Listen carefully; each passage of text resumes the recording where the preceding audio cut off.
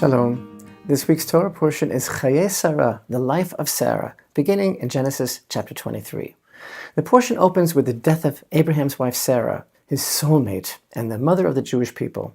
Avraham Avinu, our forefather Abraham, had just returned from the test of the Akedah, the binding of his son Isaac, and now he comes to eulogize and cry over Sarah. Avraham seeks to buy a fitting burial place for Sarah, and Torah dedicates the first 20 verses of this portion to his complicated negotiations to procure a very particular burial place called Marat HaMachpelah, which means the double cave, in the city of Hebron. Torah recounts how Avraham purchased this site for the full price as a fully binding legal acquisition from Ephron the Hittite, referring to the cave as an estate, a permanent burial site. Avraham himself will be buried there towards the conclusion of our portion, and later Yitzchak and Rivka and Yaakov and Leah will also be buried there. And from the start, Avraham was looking to buy a burial location that would be for all time. The children of Chet, who were the temporary custodians of the land, dwelling in the city of Hebron, told Avraham that they'd be happy to gift him the choices of their spots for burial. But Avraham enlists the help of all these children of Chet to ensure that Ephron, the son of Tzochar, should sell him the cave that is on his property. Initially, this fellow Ephron demurs to receive any payment, but he quickly sets the price at 400 silver shekels, to which Avraham readily agrees. The transaction is done publicly and witnessed by all the inhabitants of this city. So open up your heart. Why was it so important for Avraham to acquire this particular place? So there's a remarkable teaching that I'd like to share with you. In last week's Torah portion of Vayera, we learned how Avraham prepared a meal for his three guests, his three visitors. In verse 7 of chapter 18 we read, "And Avraham ran to the cattle. Now one of the calves ran into the entrance of a cave, and Avraham ran after it to catch it. It was the cave of Machpelah. And when he entered the cave, he saw that it was filled with a beautiful light, and he saw Adam and Eve lying there in repose. And he was overcome with a feeling of holiness in that place. He knew that this was the entrance to the Garden of Eden. But Ephron saw nothing, and to him it was just a dark cave. He just couldn't see it. As the sages of the Zohar put it, Avraham was shown what was his, and Ephron was shown what was his. In other words, a person can be confronted by awesome spiritual light and literally be standing at the entrance to paradise and yet see nothing. Now Abraham's portion was eternal light, and Ephron's portion was darkness. Now there's an opinion among our sages that the lower portion of the building that stands over the cave was built from stones of the altar of Mount Moriah. And as we've learned, the site of the Holy of Holies on Mount Moriah in Jerusalem is the center of the Garden of Eden, at least metaphorically. In this light, we can understand that Marat HaMachpelah conveys a level of holiness connected to the Holy Temple, and the two locations have a spiritual connection. And what does it mean that the cave is none other than the entrance to the Garden of Eden? Is this literal? Perhaps, but perhaps not. But what matters is the simple meaning of this esoteric idea, that this special place connects between heaven and earth. Now, hitherto, Avraham had never bothered to purchase any of the areas of land that God had himself promised that would all be his. Nevertheless, now Avraham emphasizes that he doesn't want the favor of a gift. He wants to purchase it at full price so that it will be a binding sale and his permanent possession. Our Parsha is revealing an aspect of Avraham's deep connection to the land in this his first act of acquisition. Despite God's promise to him that he will inherit the land, Avraham insists on purchasing the cave of Machpelah from Ephron the Hittite for its full price. Avraham does not want to receive it as a present. He will not be beholden to Ephron. He seeks a total connection with the land. Avraham realized that Hebron is a microcosm of the entire land of Israel, and his purchase of this spot was the beginning of the fulfillment of Hashem's promise that his children would inherit this land. And thus, Hebron, where King David later reigned for 7 years before reigning in Jerusalem, represents the Jewish people's eternal connection to this land. And indeed, the word Hebron is associated with the word chibur, meaning connection. We'll get to that. But first I want to share another idea with you. We pointed out earlier that Ephron could see nothing significant in the cave. He was surely surprised that Avraham expressed such a strong desire, like an obsession, to possess it. But this goes even deeper. Now all the children of Chet were perplexed as to why Avraham would be so concerned about procuring a permanent resting place for the dead. Ephron and the Hittites did not believe in the eternity of the soul. Burying their dead in permanent spots was not their custom.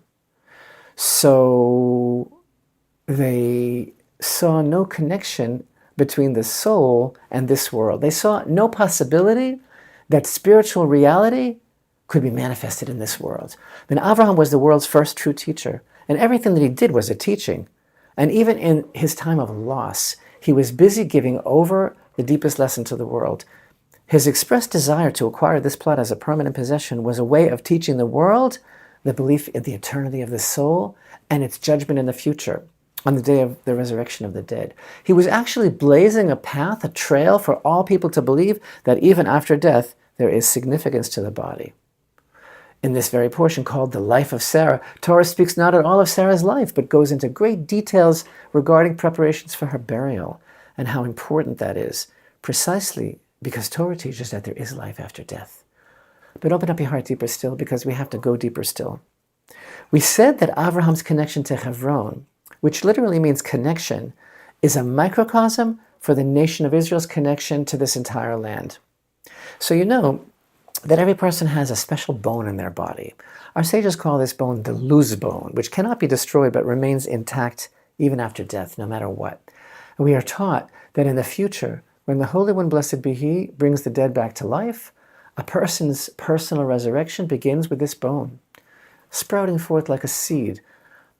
In a similar way, the land of Israel is like the nation's body, a physical receptacle that holds the nation's life. And just as a human body is inanimate, lifeless without the soul, so too this land is desolate when the people of Israel are absent. As Leviticus 26:32 states regarding Israel's exile, I will make the land desolate, and your foes who dwell upon it will be desolate, as history has proven to be true.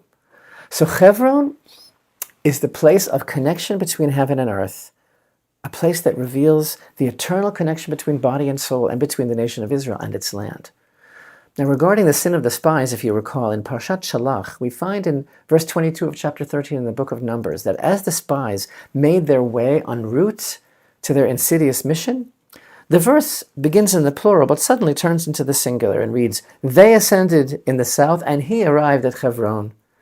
Rashi cites the teaching of the sages that the word he refers to the righteous Kalev, who went alone to the tomb of the Patriarchs in Hebron to pray to Hashem that he give him strength and save him from the conspiracy of the spies.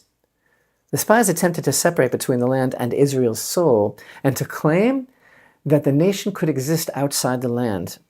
So what better place to pray for the soul of the nation than the place that represents that connection as established by none other than Abraham, the father of the nation.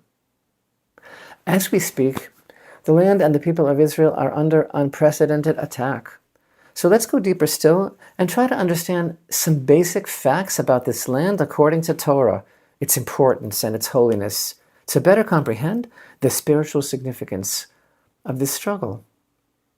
For the nation of Israel to dwell in the land of Israel is a preeminent mitzvah, the basis of the entire Torah. It's considered to be equal to all the other commandments in the whole Torah. Torah states in Deuteronomy chapter 11 and verse 12 that the land of Israel is a land that Hashem, your God, seeks out.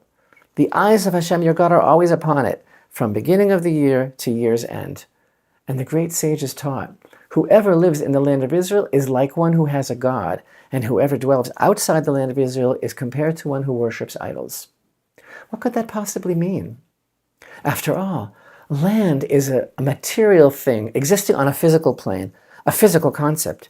Is not Torah an instruction for a spiritually meaningful life? Why does the land take up such an important place in Torah? And what's its significance in a faith-based life to the extent that the sages actually teach that living outside the land is compared to idolatry? So let's open up our hearts. What is the sin of idolatry really all about on a basic level of understanding? It's a misconception, a worldview that divides and separates the world into different partitions and categories. By seeing the various forces and energies in the world as separate and distinct powers, the ancient people, Adam's descendants, erred, and they arrived at the misconception that all these powers are independent and not connected at their root. They saw these disparate powers as each drawing their energy from a different source, and they concluded that there are various gods, each one ruling over a different power. Now, the single greatest split in this world, the division that causes the greatest chasm and thus empowers the conception of idolatry, is the illusion of the separation between the material and the spiritual.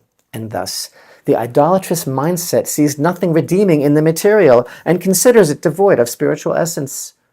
Living outside the land, one gets the erroneous impression that holiness can only be revealed through spiritual means and cannot be manifest in actual material reality. But to think that God can only be revealed in the spiritual realm, but that the material realm exists outside of him or is even set in opposition to him, is the antithesis of Israel's belief.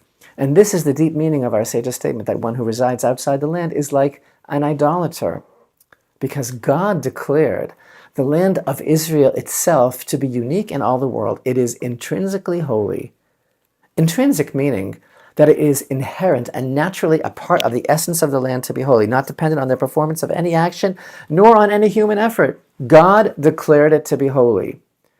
For example, there are specific mitzvot, commandments, such as the agricultural tithes and the first fruits and others that have no relevance or bearing outside the land. They can only be fulfilled through the produce of the land of Israel. The produce, the fruit and vegetables, the fruit of the land itself conveys holiness.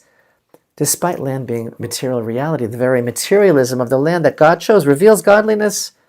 This reflects a fundamental Torah concept and a foundation of faith as we proclaim in the Shema prayer twice daily in Deuteronomy 6, "Hear, O Israel, Hashem, who is our God, Hashem is one."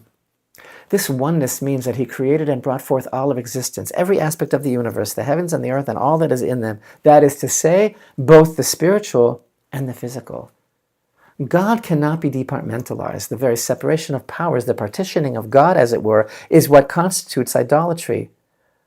Our task is to cling to God in every aspect of our lives, as Proverbs states in chapter 3 and verse 6, "In all your ways know him." And this is the meaning of the sage's teaching, that one who lives outside the land is likened to an idolater, because that oneness is only manifest in the land which is intrinsically holy, which the eyes of God are constantly upon. And now we can understand why God's first instructions to the first Jew, Abraham, our forefather, was to go to the land.